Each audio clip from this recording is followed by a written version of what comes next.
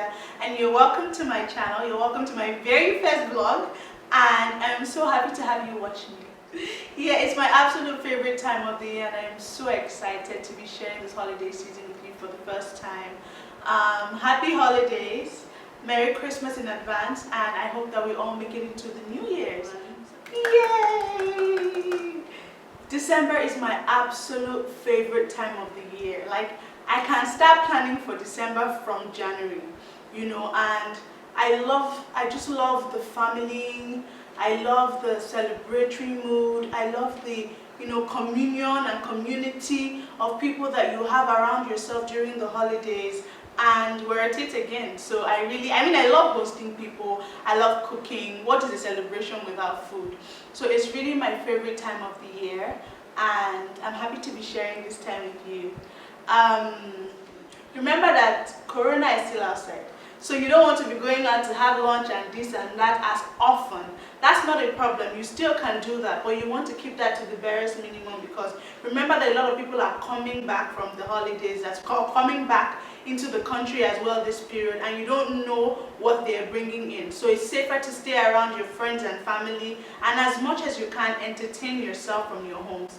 So I'm going to be giving you 6 tips around cooking this holiday season. The first tip I'm going to say to you is use Nigerian spices for Nigerian dishes and use intercontinental spices for continental dishes.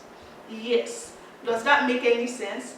I'm sure it doesn't quite until I start explaining. So have you ever noticed that when you go to restaurants and you taste their food, the very same type of food that you cook at home, there's something very different about the way their own tastes. There's something very, you know, I would say cut through about how their food tastes. It doesn't taste very cultured, as I would like to call it, except, of course, it's a Nigerian dish. And that's because Nigerian food or Nigerian dishes are basically tailored to our taste buds. If you've eaten any Nigerian soup, oha, egusi, efo, okra, even our Nigerian other dishes, pottage, jollof rice, you see that there's something very rich, you know, and deep about our dishes. And that's because that is just the Nigerian taste buds. Whereas we're intense in our life, we're also intense, you know, in our cooking. And it's not just even Nigeria, generally African as well. We're very deep in our cooking. So what happens is the seasonings and the spices that are marketed to us in this part of the country or in this part of the continent or the world is also tailored to that cultured taste and that rich taste that our cuisines require.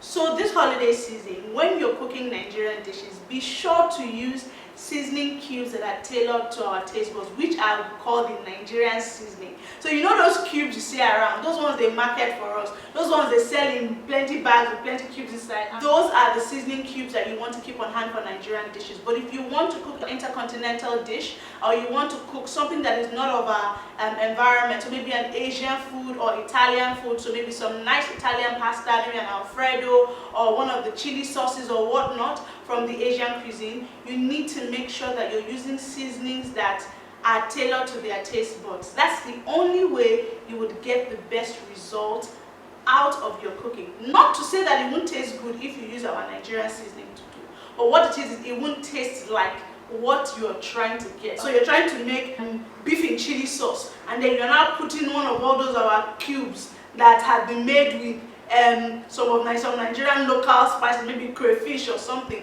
and then you're expecting that you're going to get the desired result. There's no way you're going to have it tasting like the restaurants. So this is the secret. This is what you don't know. People watch when other people are making their dishes, so other people from other continents are making their dishes. You would find that they use more light enhancers, so more straightforward enhancers like salt, like black pepper, like paprika. You know, occasionally you see them use, you know, a mixed herb seasoning, or maybe an adobo. You know, once in a while you see them use stuff like that, but basically they depend solely on the flavor of the food. So I'm not saying cook a food that is not sweet, but you need to make sure that you tailor your seasonings to the cuisine you're trying to cook or to the dish you're trying to cook. so that you get the desired result. Now this takes me to my very next point. You need to separate your seasonings per dish. Take it back. Separate your seasonings per dish. So this holiday season, you're possibly going to be having friends and family around, and there's a chance that you'll probably make a buffet of dishes, even if it's not like a full spread of 10 dishes, but maybe even 3 or 4 dishes on the table. And there's something that I find common in a lot of homes, and I find that all the dishes taste the same, even if they're different dishes. And the reason why that happens is because you're using the same crop of seasoning for everything.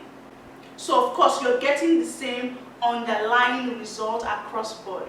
So what should you be doing differently? You should be differentiating the seasonings that you will use per dish. So because you have jollof pasta on the table and you have jollof rice on the table, doesn't mean that they need to taste the exact same way.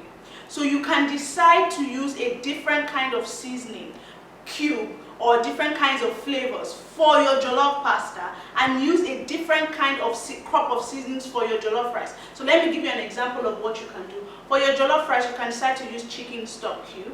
You can decide to use curry, thyme. You can decide to use, garlic and ginger.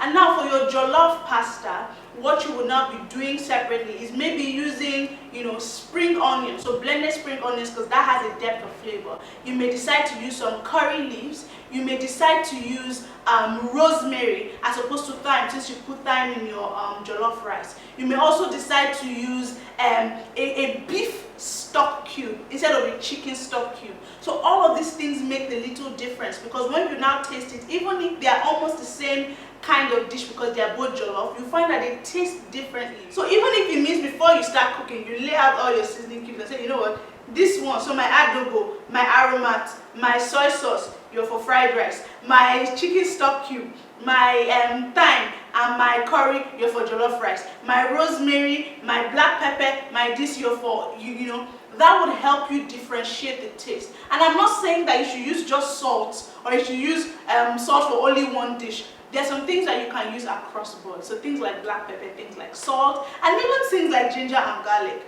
all right? But another thing is in your application of cooking. So you need to know how to apply them to get different results. And I'll explain that in another point. So this now takes me to my third point. And my third point is very straightforward. I'm going to sing it like a song. You need to prioritize flavors over seasoning. Because I've experienced it a lot when people depend solely on seasoning cubes to carry the taste of their dish. It is an epic fail and it never ends well. It ends up in a dish doing swing. You know when they say all here like this, everything here is just slapping you left, right, center, because you have put too much seasoning cube and not enough depth. So I'm going to explain this for those that don't know. Seasoning cubes, salt, pepper are all enhancers. So they enhance the taste in your dish. You're not meant to solely depend on those items to carry the taste of your dish. What they do is they enhance. And that's why when you're using chicken, you use chicken cube, chicken stock cube to enhance the chicken taste. And it never gives your dish richness and depth. I remember going to someone's house, and from the very first spoon of fried rice I put inside my mouth, I could taste the grains of the seasoning cube that he put. So what that means was that even up until, because seasoning cube dissolves, so even up until when they brought it down from fire, they were still putting more seasoning cubes. So clearly depending on it to carry the taste of their taste. So how do you prioritize flavor over taste?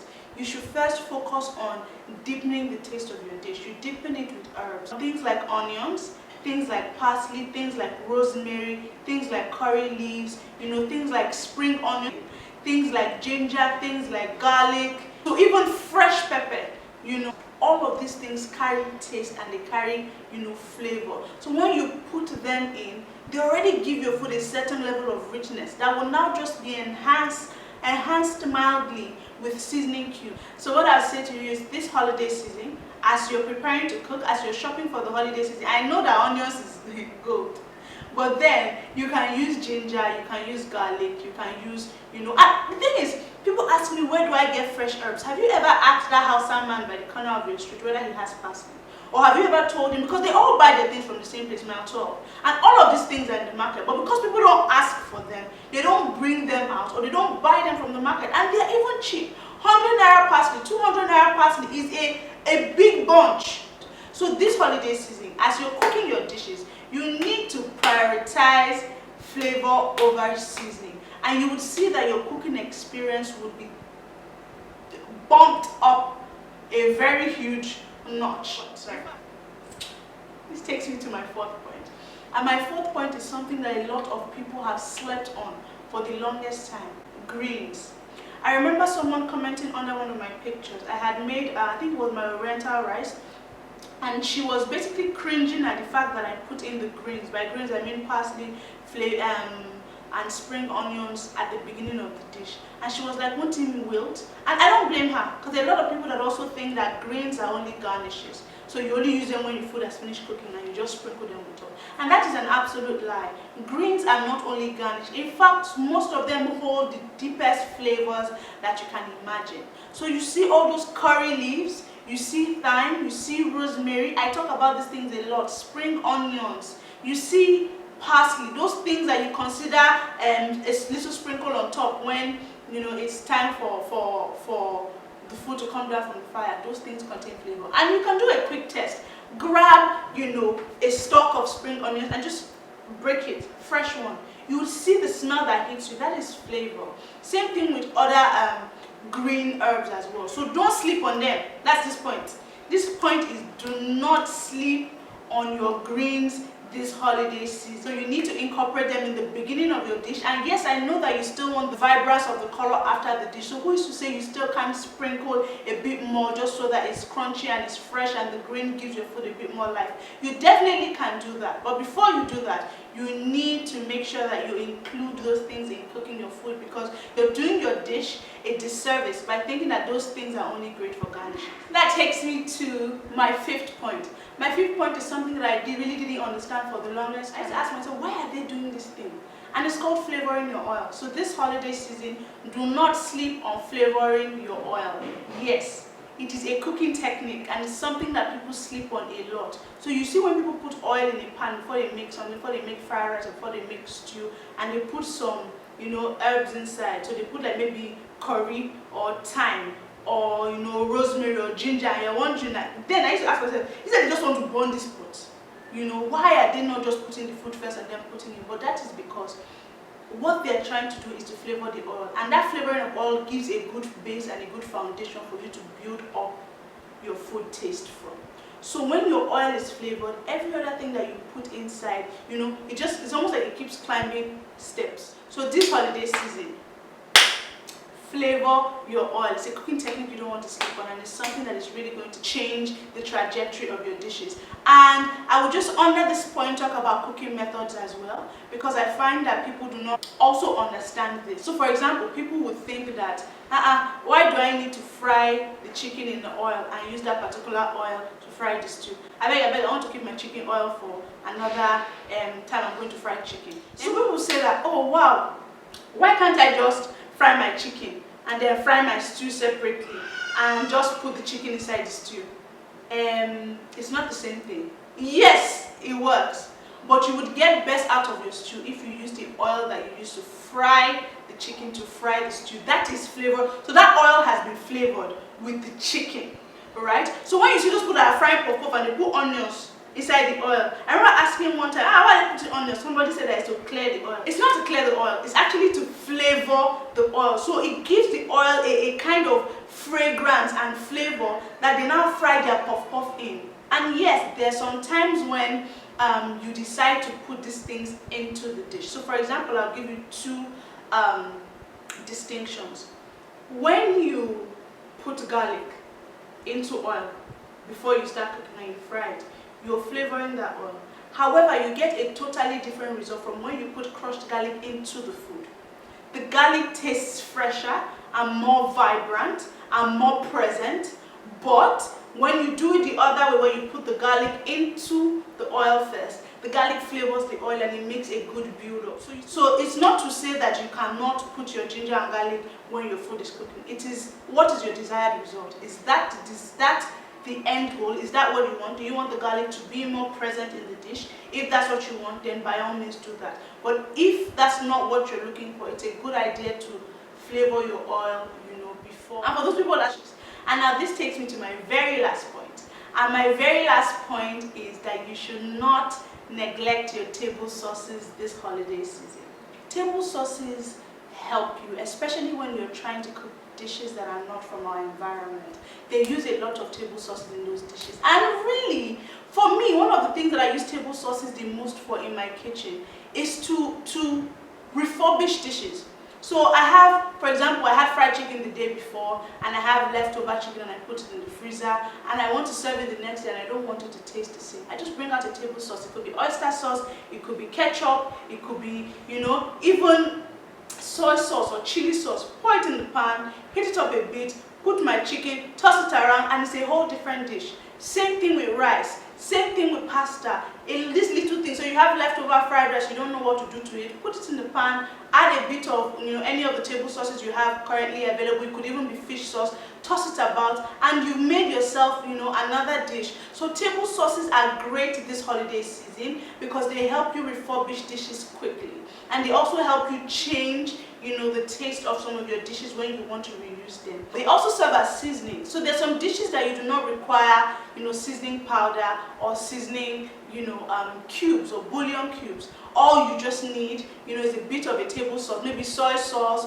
a bit of the oyster sauce, put it in your dish, and then you don't even need salt, or even if you need any other form of enhancer, you just need a pinch of salt. You don't need seasoning cubes. And they keep people guessing. Someone will taste and be like, I'm tasting something, but I don't know what it is. Yes, sir, it's a table sauce. So these are the things that you need to keep on hand. So example of table sauces you can keep on hand: ketchup, chili sauce, oyster sauce, fish sauce, barbecue sauce, mine. And I call them table sauces because they are sauces that you don't need to cook before you use. So some of them you just put it on the table, and if someone has chicken, they can just use it as a dip, put it on their fries, So these are things that you call table sauces. Those sauces that you can just put on your table and you don't have to cook before you use. So I hope that you take all of these points and I hope that you apply them this holiday season.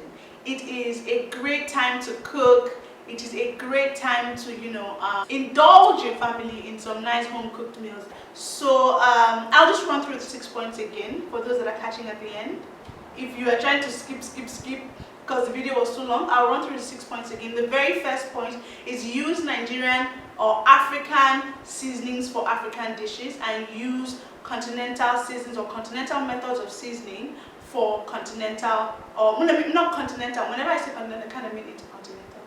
Yeah, because continental is still Africa. So intercontinental dishes, so dishes that are not African. The second point that I'm going to say is separate your seasonings per dish. Right, so separate the seasonings that you use per dish, especially when you're going to lay them all out on the table, just so they're not tasting the same. The third point that I'm going to say is you need to, and this is my favorite point, you need to prioritize flavoring your food over spicing your food. So flavor first, enhance with spices. The fourth point is that you need to consider greens. So do not see greens as just garnishes. Greens are not just garnishes. I mean like those things that you consider garnish, like spring onions and parsley and rosemary. You need to consider them flavors as well. So incorporate them into your dishes, even as you still use them as garnishes for their vibrant color. The fifth point that I'm going to give you is to flavor your oil. So consider flavoring your oil this holiday season. It makes a great base, for building up your dishes. And also consider, just as a side note on this point, your method of cooking. So do not think that you throw everything in the pot and you get the same result. Person A can have the same ingredients as you and they don't get the same results as you. It's all in the application of your cooking. So it's all in the method of your cooking.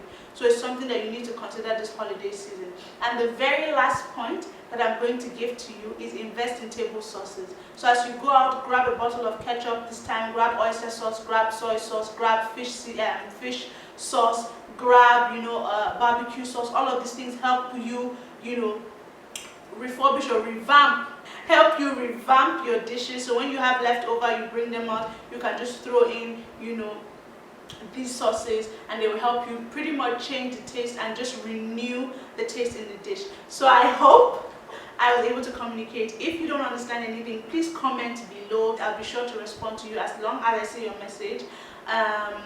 Also, like, share, comment and subscribe to my YouTube channel. I would please appreciate your encouragement. We're growing, my fan base is growing. I started this time last year and we're about 16,000 of you, and I really appreciate you. Thank you for being here. Because we've been through so much in Nigeria, this is just a great time to relax and unwind and look forward to the new year with grace and with peace in our hearts. So happy birthday, Jesus. Happy holidays, everyone, and have a wonderful time.